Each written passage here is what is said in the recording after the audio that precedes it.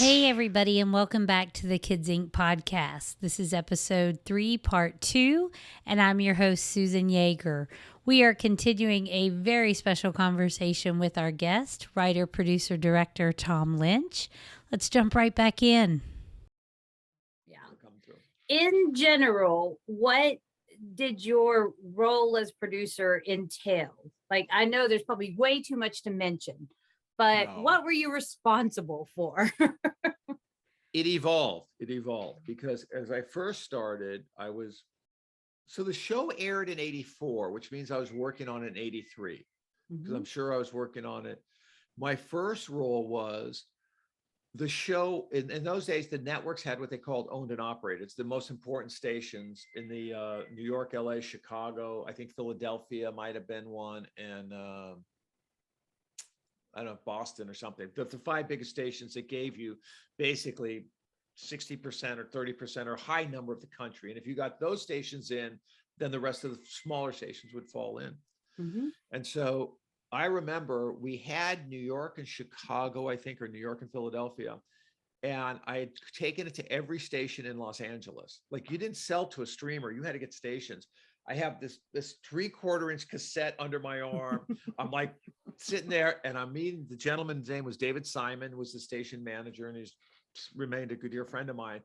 And I said, we talked about the show, and he said, interesting. We don't know. And we went back and forth, and he said, okay, we'll take it. And that made the show go. So my first role was to construct something that I could sell. There was also a gentleman named Russ Kagan who was guiding me through this whole thing. It was he's passed, but he's one of the legendary television salesmen of all time. And he mentored me through this process. And I was very fortunate in my life that creatively and business-wise, I was mentored by really dynamic, interesting people that knew what they were talking about. So anyways, so the first part of my producing job was to create a show that I could live with. That was putting the story to it. The second part of it was getting it sold, because if it isn't made, it doesn't mean anything. Right. The third part became a budget issue where, no matter what show you sell, people go, that's an expensive show. Or they say, and I heard this the other day, literally from a project we're doing with Netflix, to the same thing I heard 35 years ago. It's a difficult market out there. It's always a difficult market. It's never easy. It's been that way for 50 years. Right. So we had to figure out, and I did this along with a gentleman named Jimmy Como, who was the art director and production designer and became a producer on the show, helped me figure this out, how do we do this show? Where I think we had $100,000 an episode or something to do it. Goodness. How do we do this show? And my vision was, 5 music videos and it cost millions of dollars. Well, I wasn't getting that. Yeah. So we figured out, and it was his stage design had as much to do with us executing this well as anything, where he had this really genius idea of building the place, the street, the swing area, where it all worked as almost a Broadway musical. Like, if anything, a Broadway musical influenced the show.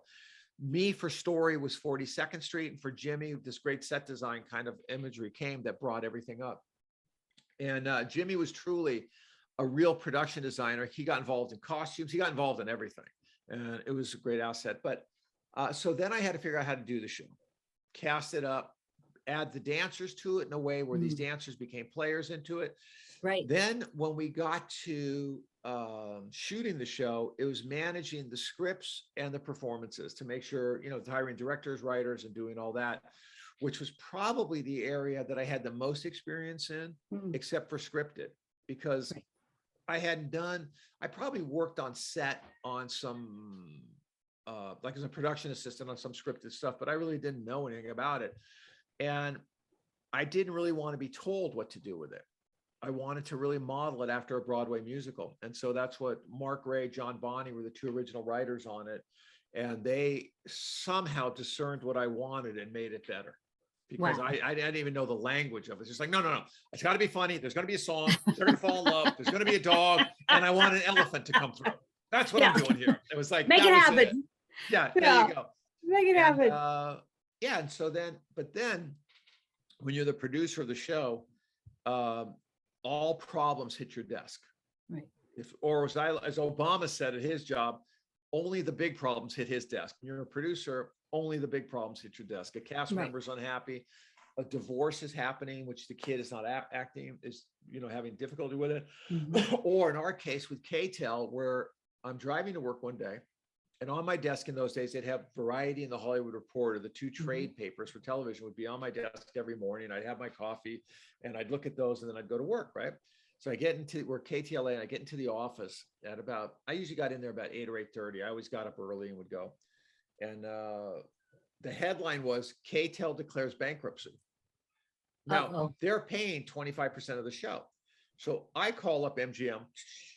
I go, hey, this thing, they go, we've seen that. And they speak as all, it gives me great mistrust for executives. Not a problem. MGM stands behind the show. I'm like, great. So I keep going.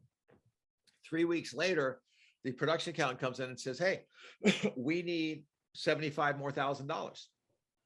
I said, well, MGM will send it. No, they're not sending it. I call up MGM. Hey guys, you owe us the money to cover KTEL. Yeah. They go, yes, we'll stand behind the show, but only our part of it. And I'm like, well, what am I supposed to do? Well, if you read your contract, you're responsible for the overages. We call this an overage. I'm like, An overage. Now, I don't think I've ever been paid $25,000 at this point. I'm sure it's heck not. So I'm like, uh-oh. So Yeah. there was a whole redesign of the series on how we could do it for that budget. What season was that? Season one. One. Season one. Oh my Season God. one. Yeah. And that was, and then season two became, we brought in a gentleman named Earl Glick, season 2 or 3, a gentleman named Earl Glick at Hal Roach Studios. He came in and helped finance the show, and he was a real gentleman about it all. Then his studio around season 4 or 5, he was bought by the Halmy Company. They came in and bought the show. And and the one thing that I learned from my music days is there's a thing where you can put in that if you're producing a record or something, you can always cure. If you go over budget, you can cure and they can't fire you. You make up the difference. And every one of these people, not Earl, but when Halmy came in, they sent a guy out to, and they were doing, oh my God, they were doing that great mini Lonesome Dove, which was one of the first great miniseries. So they send out their head of production. He meets me. This guy's in cowboy boots and a hat, and he looks around. He's kind of scoffing at it because it's kid stuff. And he goes, you may not stay here. We may replace you or think. And I go, yeah, you ain't replacing me. I'm locked to the series. And it was interesting. There was a moment there, and that's why with all my shows now, they got to deal with me. I got to be locked to the series or I'm not doing it. That's amazing. Yeah. So producer, my main job as a producer, is to manage. Brian Grazer told us, I asked him the question once. Brian's a great Oscar winning producer in television, a huge company. And I said, Brian, what does a producer do in your mind? Because he's someone I admire and respect and all that. He said, manages the creative and the financial to get to popular success. And I thought, really good answer. Yeah. Me as a producer, since I write, was more about creatively make sure it doesn't look like anything else or sound like anything else and make it good. That was kind of my role. But selling it and all that other stuff and protecting it becomes along with it and dealing with. I would only deal with the kids. I would deal with the parents where they all had, and to this day I do it when I work with young artists. The parents, I go, here's my cell number. If there is a problem, you can call me. If it's a problem with the schedule, with the clothes, whatever, you call those department heads. But if it's a problem with the kid, you can always call me. And that's kind of what I learned from there, and I'll continue to do. That's amazing. I think from the outside with the fans looking in, there never seemed to be rhyme or reason to when people left the show and when new people came on. And I imagine that's probably one of the hardest parts as a producer, because you get attached to the talent. And so what was there a rhyme or reason to when everybody left, or? There was a real specific thing. I was enamored by the group Menudo, which was a group that came out of South America. I think Ricky Martin was in one version of it. I think Mark, J-Lo's ex-husband. Mark Anthony? Who? Mark Anthony? Yeah, Mark Anthony. Sorry. Yeah. He was in it. I think it has this history. And I had this idea that to keep the show moving, every year we would change out the oldest person and the younger person would come in. And I think we adhered to that year one when Jerry Sherrill left. And it was not fair to Jerry. It was not fair to Jerry. He had the talent, he had the position on it, and that was not a good move on my part. But who did we bring in after that? Did Jennifer Love Ryan. Ryan Yeah. Ryan Lambert came in. Ryan, who was, the show did need to have kind of the bad boy, and he was whatever. He was our version of the bad boy, and he liked to rock it, so he was cool. But we tried to do that every year, is to move a person out, because I wanted the show to run forever. I saw the show running for 50 years if you kept it contemporary and all that. And I'm sure there's times where we didn't hit that mark, or there was also times where they would only pick up 10 episodes, a half a season, and then we would do another season behind it. And it was always, Kids Incorporated always felt like it was going to get canceled every day we went to work. For 10 years, whatever we had, it felt like I was getting canceled every day. Yeah. And that was it. When did you realize what actual impact with the fans and everything that the show was having? Okay, this is going to sound false or studied or something, but it was when I got a fan letter from a young lady in the South. This is premeditated. No, I'm just kidding. No, it's not. It's not. I told you I didn't look at the questions. No, it was, I remember going, my God, somebody wants to come out here and actually see this done. It was crazy. And then that young lady is our host, Susan Yeager. She sent me a note. Were you living in Nashville at the time? No, I did a stint in Nashville, but I've always been in West Virginia. West Virginia, that was it. And I had been to Wheeling, West Virginia, doing a big country music festival thing. So I remember Wheeling, West Virginia was literally the far end of the earth. When I was working for Kirshner, we did the country jamboree out there. And when I got that letter, I'm like, oh my God, people are actually seeing this. And you wanted to come out. I think that was the time. The other time was we did a performance at Hollywood Park at the racetrack in LA, where Hollywood Park called up and said, I was managing the group at that time, managing Kids Inc. Not that I'm a music manager, but more that I wanted to protect the albums. I didn't want people messing with them. They were young kids, and I didn't want, I just didn't want it messed with.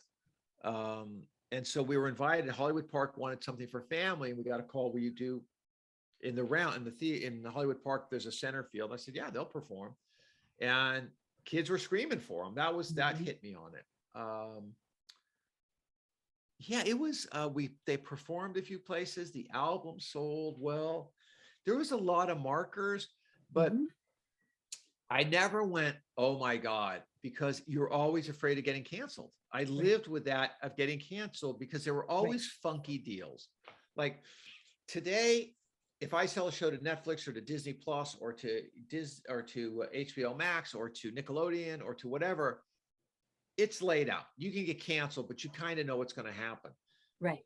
I had been through bankruptcy in the 4th episode. One of our partners went bankrupt and nobody seemed to care about it. We had the second season. In the second season, it came out of syndication and Disney bought it. They came up, and that was, oh my God, Susan. That was crazy. Well, that was one of my questions, actually. Someone actually asked that, I think, on a YouTube comment.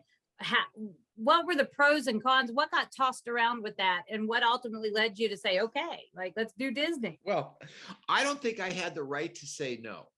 They couldn't fire me, but I didn't have ultimate decision. It was an MGM decision, the studio.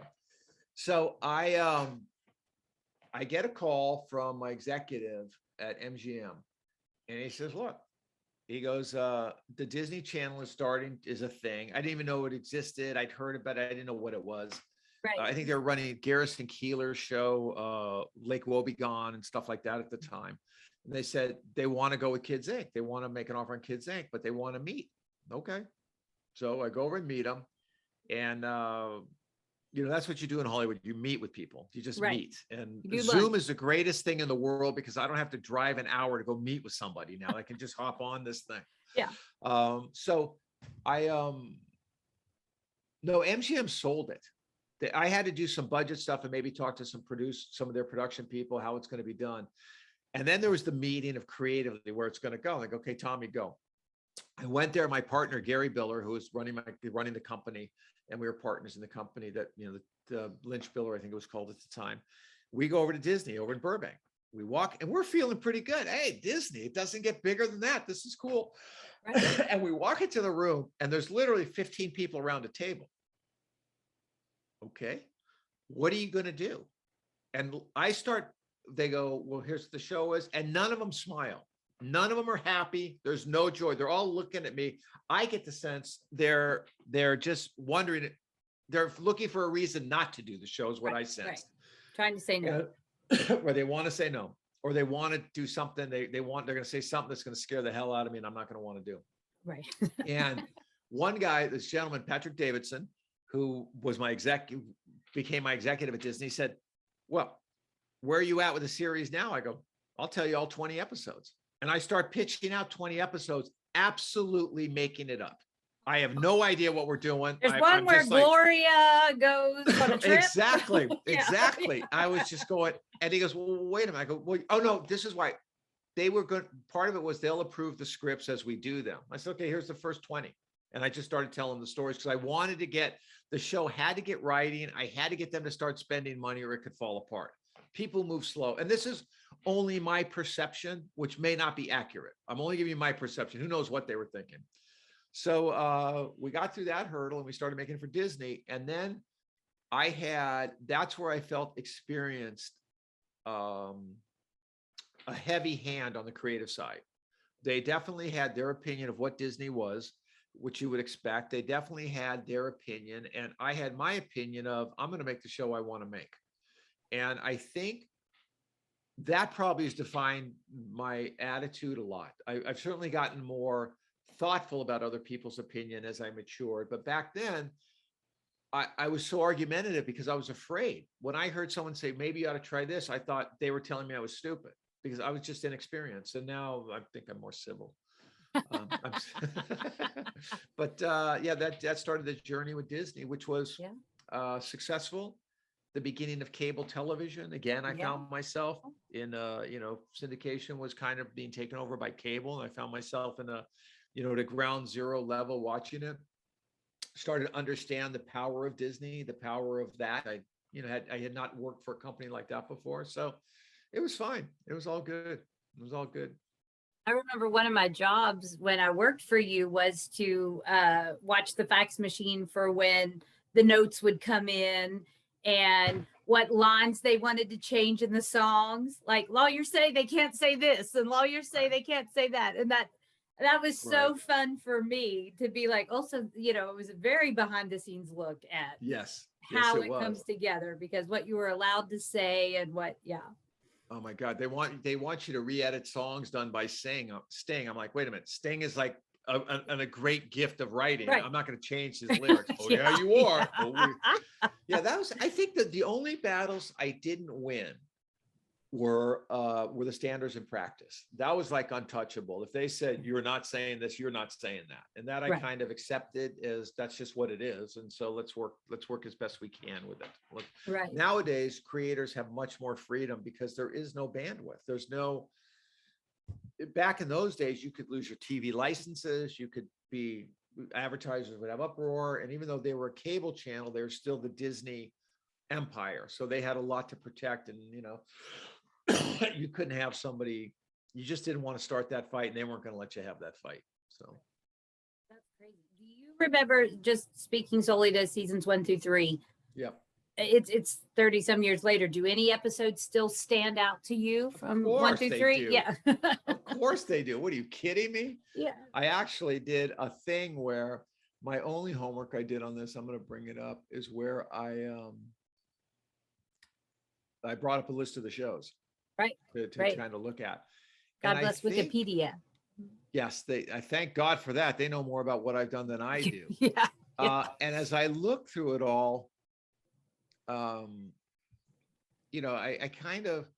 we did some stuff they should have fired me for. I mean, just like really bad stuff. But I Oh. think the ones that I loved the most were the ones that were kind of grounded in reality and then had a place in the world. Um, I'm trying to look at the first season if anything stood out to me. The Painter was an interesting one because I think that was the second episode, and I believe that had to do with graffiti of Yes. some kind. And I remember someone telling me, they go, "Well, Tommy, you can't do graffiti. So it's criminal. It's this." And I'm like, "Well, it's really art. And that's what we're doing Right. in the show." And they said, "Well, you can just do a little in this corner." I'm like, "Okay." And they came back 2 days later and the entire set was covered in graffiti. I'm like, so I think I like that more from a battle point of view than anything. Right. The thing that the bully was always interesting to me. When the kid Rasan had to face he faced his fears, and I like that show a lot. The Ghost of the Place was great because it kind of gave us a little bit of the society of it, of the back, like Elvis played there and all these other people played there. Right. Let me see which one. There was one, my favorite show of all time was The Magic Toy Shop. Yes. I think that is my favorite show for so many reasons. I think I wrote and directed that one. I was just starting to direct a little bit more. And then I think I also, my kids were in that. I put the kids into it all of my children in it. And that was really fun. Stacerella, when we did the Cinderella story, was Stacy. I still can see the shot. Gary Halverson was the director, and I could still see the shot where she goes for the slipper. She's in this beautiful classical dress, and she goes for the slipper, and he lit it where the light just hit it perfectly. I mean, it's still one of my favorite things of all time that I've done. So Aladdin's lamp was fun to me too. I like that one. They were all, they all were, there was just this weird joy of it all going on because we were shooting, like we'd shoot 3 concert shows a day. We'd shoot 3 dance numbers a day. We'd show 3 book shows on 3 other days. And it was so insane to do, but nobody stopped us from doing it. And the artists all, that we got all that music to cover, to do. I mean, come on. We had, we just had people we had police songs. We had, I think we had a Bruce Springsteen song, Thunder Road. Glory Days and Dancing in the Dark. And how did we get that today? I don't think you can get that stuff. And I know we didn't pay any money. I think Stacy was always, I had never seen such talent in such a small person, and seeing that so early in my career, right? I expected everybody could do that. It's like, they can't do that. Stacy was great. Believe it or not, we still have even more discussion with Tom Lynch to share with you, but you're going to have to wait for episode 4 for that. In the meantime, thanks for listening. I'm Susan Yeager, your host of the Kids Inc. podcast. Be good to others, be good to yourself, and may the joy, excitement, hope, and the magic that was Kids Incorporated find a way into your life every day. See you next time. Don't forget to visit us on social media, facebook.com/Kids Inc. podcast, twitter.com/Kids Inc. podcast, and instagram.com/Kids Inc. podcast. If you have any questions for Tom Lynch or any of the cast that we might be talking with sometime soon, email us at kidsincpodcast@gmail.com. Everybody look around, hear the sound, something special's gonna come your way. We got something that is new, that is true, we got something